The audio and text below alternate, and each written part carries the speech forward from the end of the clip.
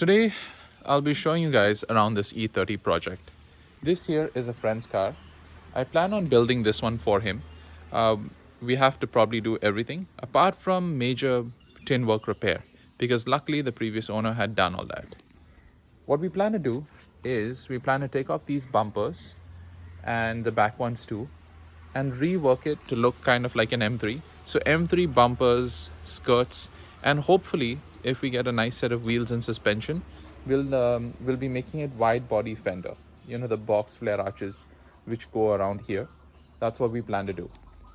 We did initially plan to do a two-door conversion, but the problem is I managed to source the doors. That's not the problem, but they were missing these pillars and they were also missing the glass. So that was a major challenge. They were also missing the door cards.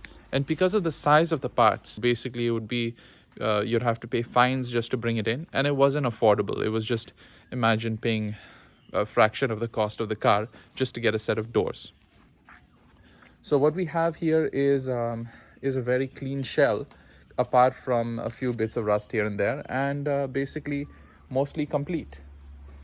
Now what we'll have to do is I'm going to check on all these parts, sort them out, and figure out what we're missing. We have a somewhat complete interior. Here's part of the dashboard, the glove compartment. We have some pipes, some trim pieces. I believe some trim pieces are missing, but the grille is complete.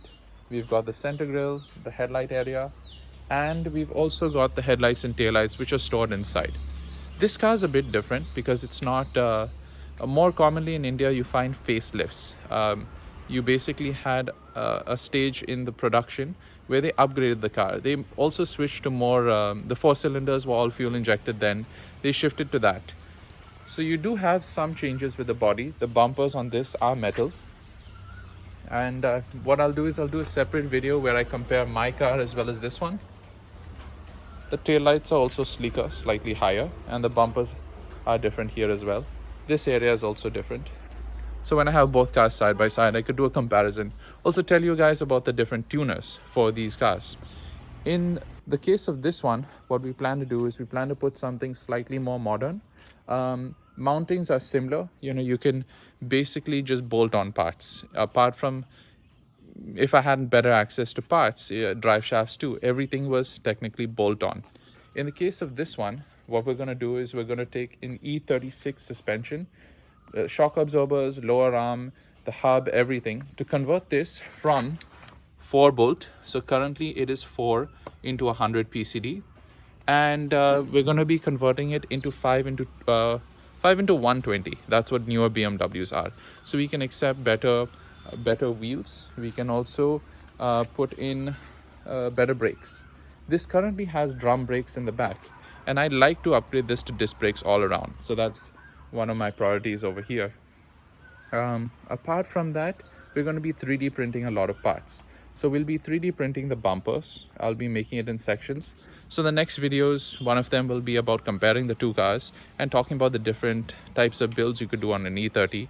And the other part is about how I'm using modern technology to rebuild parts which are probably too expensive to import. So this kit to make a 4-door M3, that would probably cost double of what it would cost us to just make it here. So I thought, okay, why don't we give it a go and try to make it. I'll have to make the front bumper for sure, the side skirts, and the rear bumper. We'll also have to make a spoiler over here. But if we go all out, we'll also have to make fenders. So wide body fenders. Those probably will be in metal, and I'll have to make a stencil to beat the metal around so it's the right curvature. But if we actually go all the way, we also have to make this. It's basically a C-pillar which extends out, and we have to increase the size of the dicky, so the dicky will come up.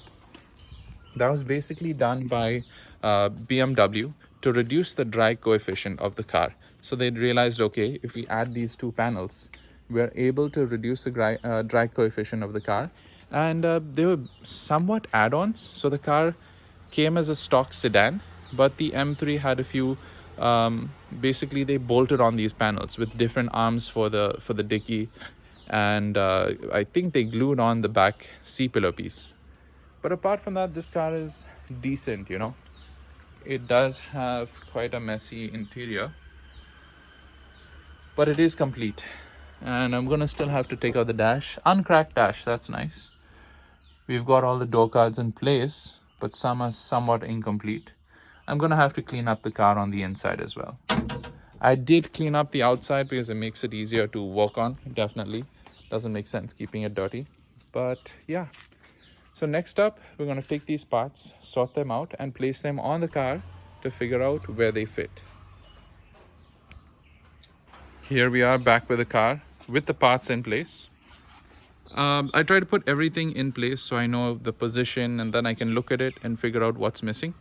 I don't have the headlights on the car at the moment. The headlights and taillights are stored on the shelf. We have some bits that we're not reusing that I have identified, like these trim pieces on the side and these damaged water scrapers.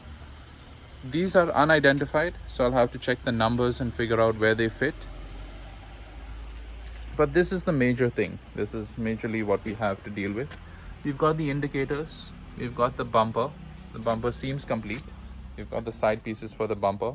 So the bumper is not going to be reused. We plan to make an M3 style bumper as well as the fenders. So the bumper is going to be taken off. The lip is going to be taken off. The valance is basically whatever fits below the bumper. That's also going to be taken off, and we're going to replace it with a different bumper. The grille is complete. So we've got the 3 pieces of the grille, and we're going to have to put the headlights in too. Might have a problem with mounting, but we'll see to that later. The AC compressor is there. The AC system is complete. Usually with UK cars, you don't have the complete AC system. They don't have ACs at all, sorry. What happens is, because it's so cold there, they don't need an air conditioner. So you just have heaters. So this car seems to be spec'd for hot climate. We have the wiper motor assembly. We've got this little piece that fits around here, I'm guessing. This fits over the firewall, and it isolates that.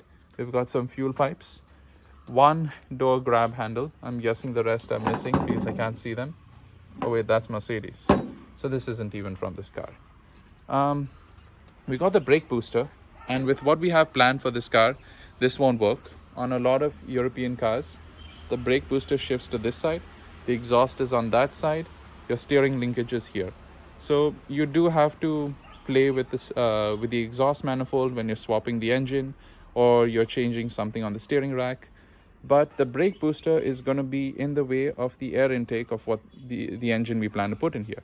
So that is a problem, but we'll have to figure it out. Maybe change this. Definitely change this because it's probably spoiled. We've got some trim pieces missing here. I can't seem to find them. We've got the glove box, a little damaged over here.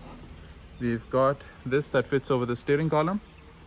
We've got somewhat incomplete trim. We've got these pieces on the outside. We don't have the inner water scrapers. We don't have any door handles or locks. We need a full door lock set. We have this piece, and it follows into this. I think I'll have to get a new one because it's quite badly mangled.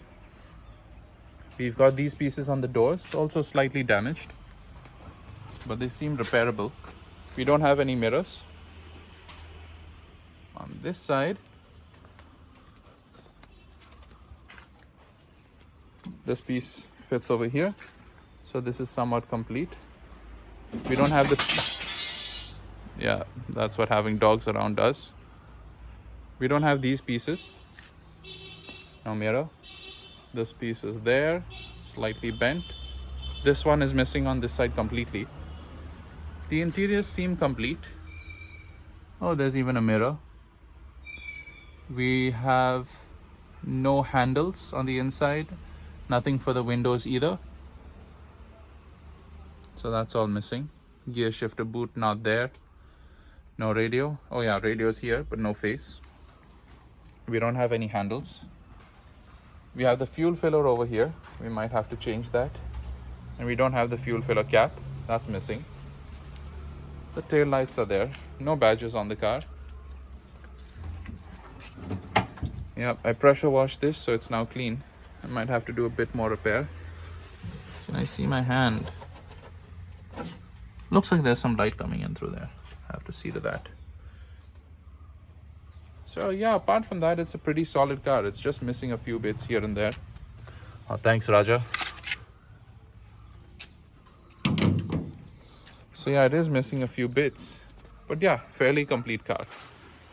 In the coming videos, we're going to figure out how to build the bumpers. I'll be 3D printing them in segments and showing you guys the process roughly. And also we will be, I'll probably have to take out my car, start work on that, and we'll be able to compare the cars. And I can also tell you guys about the different types of tuners that there were for E30s and what could be done easily.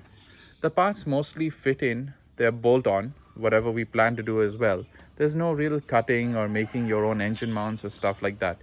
The only thing is because we over here we lack the number of donor cars, we won't be able to, we'll have to probably make the drive shaft. We won't be able to find the correct combination of drive shafts to make it work. So apart from that, everything's pretty much bolt on these cars, and that's why people love to build them. So stay tuned for the next video, and I hope you enjoyed it. Thank you for watching.